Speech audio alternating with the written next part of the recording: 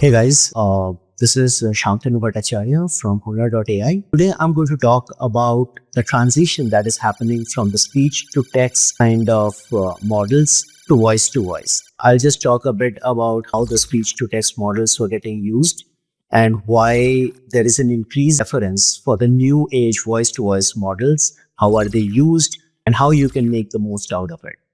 Okay, so let's get started. Speech to text models are something that just take any speech. It could be streaming from your phone, or it could be just simply an audio file that is available to you.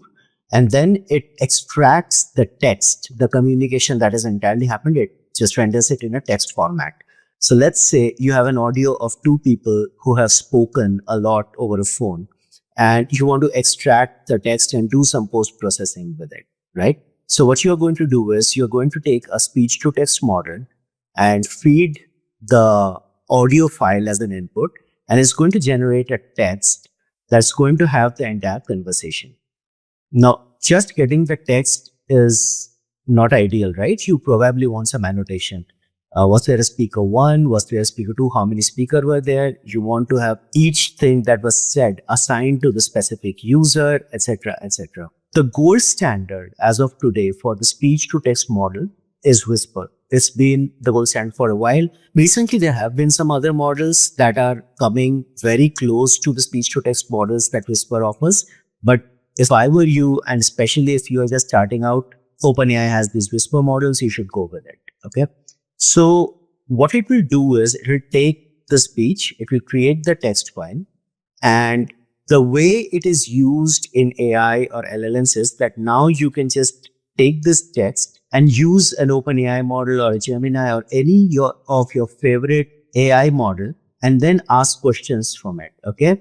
So what you can do is you can give the entire text and ask what has happened in this conversation, or what is a much more common use case is that every time you have a stream of text, let's say in a phone conversation, a person says something, you take that bit, you first get the text out of it, and then you pass it on to your AI model. What will happen is your AI model, given a preset system instructions that is available to it, is going to respond to it. You will, of course, have to create the prompt, give it enough context as to what the conversation is about. More context is, of course, better. And based on that, it's going to respond to you with a text, which is supposed to be the answer or the carrying forward of the conversation that it has just received from you. You take that bit and then you convert that text back to speech, right? That bit is the TTS, right? So you see here, there are three steps. You first get a speech, let's say from a phone conversation.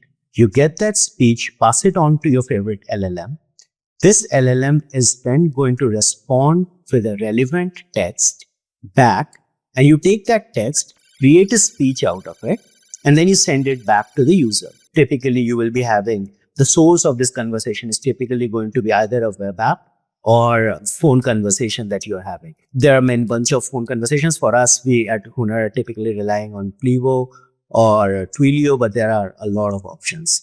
I'm going to assume the part that you already know how to get the speech from the phone conversation or your audio source and pass it on to the LLM. So I'm just going to skip that part, but I'm going to talk about the value of doing it this way and the problems associated with it. The good part here is that going from speech to text to LLM, getting the answer back from LLM, and then rendering a speech out of it is quite cheap nowadays. Of course, inexpensive or cheap is a relative term. But if you compare it with what I'm going to compare with a direct voice to voice models, and I will come to that later, this is far less expensive. This is what people have been doing for a while. This technology has been available for a while. And if you want to know what models we use, what we used to use before we moved to voice is that, as I said, speech to text was always Whisper. We used to use OpenAI GPT-4. GPT-4 is for the LLM that gets the context and response. And then you have the text to speech, for which we have almost always relied on one of the two models, Google's Gemini, and then there is 11 Labs. Google's models are extremely good and they are getting better all the time, and they cover far more languages. 11 Labs covers, at least as of today, fewer languages, but it's extremely good, much better than Google, but at the same time quite expensive as well. So you will have to decide based on your use case and your specific business model what you want to use. So just to cover it one last time, you have speech to text, you use Whisper, you get the text, you render it out to an LLM model, you get the text back. So let's see, if you do this, and this people have been doing this forever, you will quickly realize as you deploy it in production and real users are starting to use this, you will realize that there are some problems that you will face quite early on. Okay. First of all, it's the latency.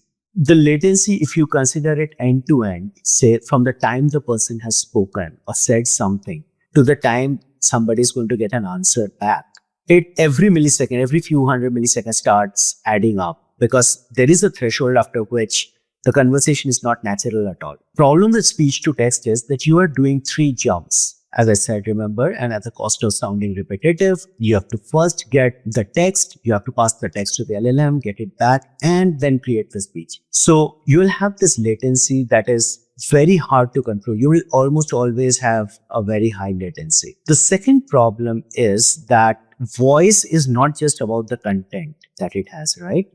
If you think about it, it has pitch, it has the frequency, it captures emotions, it has the pauses that convey stuff. All of that nuance is going to be lost as soon as you go from the speech to a text, right? Now, the third problem is that there's going to be transcription errors. Whisper is not perfect. Even though it's the gold standard, it's the state of the art, it's not perfect. What is going to happen is that every time there is an error, you pass it to LLM, LLM sees that error, it might respond erroneously, and the whole conversation gets derailed, right? So you have the source of error which you can never reduce to zero. So transcription errors is something that is just a byproduct of this pipeline and you will never be able to fully minimize it. And then there is the context fragmentation. The two most important ones that I want to talk about are the interruptions and the overlaps. Okay. So what happens is interruptions, as I will talk about a lot more, it's not just one problem. It's actually two problems rolled into one. The first part is there's always going to be some background noise, etc. You have to be very sure that the person actually interrupted. Let's say the person just said, okay, or just agreed with you. You know, me and you are talking and I go, okay, yes. The model needs to be able to understand that there is this interruption and then it needs to be able to decide whether what to do with this interruption. Should it proceed? Should it not proceed? Should it react to it? All this context based on the interruptions is lost as soon as you go from a voice to a text, because a text is just going to capture one after the other and assuming perfect transcription. By the way, yes was said, then something was said, then something was said. Now let's say a yes was said and it gets passed on to the LLM. You come back. Now it just, the LLM will be forced to respond to something which may or may not be even a part of the conversation at all. Now, one thing that I forgot about mentioning in this one thing, there's an additional problem here, which I haven't mentioned here, is diarization. Diarization is the ability to tell users apart. Now, based on the context, the models that do speech to text are getting better and they are able to tell speakers apart, but it's not a natural ability. It's an indirect way to tell that, okay, this person must have stopped speaking and the second person must have started talking. But imagine if you are using agents for a conversation, right? It is very, very hard for a speech-to-text model to tell when the agent stopped and when the user started, or when the user stopped or the agent started. This ability to tell speakers apart is not very native, or at least it's very far from perfect for most of the speech-to-text models. So I hope you see that there are some inherent problems in the way conversations that use this whole pipeline of going from STT to LLM to TTS and back. This was always problematic and it continues to be. But most systems, even in production today, use it because first, as I said, it's really inexpensive. And the second is that in many cases, the errors really don't matter. If you are just capturing a yes or no, or if you are just capturing context where you already know what answers to expect, you can use post-processing and figuring it out. But as we increasingly find more nuanced applications of voice AI, this is not going to be very useful in production and the user expectations have only grown. Now we have an option. The option is voice-to-voice models. Voice-to-voice models too is that these are AI models that were trained natively on voice. They understand voice. They do not require a text to be passed to them, and they don't generate a text back necessarily only. Okay. A voice model, something that understands audio natively. So most simple explanation will be you send a voice to the LLM directly and it outputs the voice as an answer. So you have now cut down 2 steps. It's as simple as that. Voice in, voice out. Okay. So let's talk about if there are, it sounds fantastic, but are there any limitations to it? Well, let's see. First, let's cover the obvious parts, why it is better. It's clearly low latency. It has saved some steps, as I was talking about on the last slide. It preserves not just the content, but it's also able to see the tone, the emotion. It's at least able to understand or capture those, even though it explicitly does not understand that it's capturing the emotion, but it's handled in the model. The model can understand these things, which are outside, over and above anything that just the text can convey. Its ability to understand interruptions, laughter, any other emotion, etc. is obviously much better. It's able to capture all of this, again, because voice nuances is how even humans capture it. And clearly, if you work across accents and dialogues, multiple languages, voice-to-voice models, of course, outperform the speech-to-text, because unless very specifically built, speech-to-text models mostly work with English.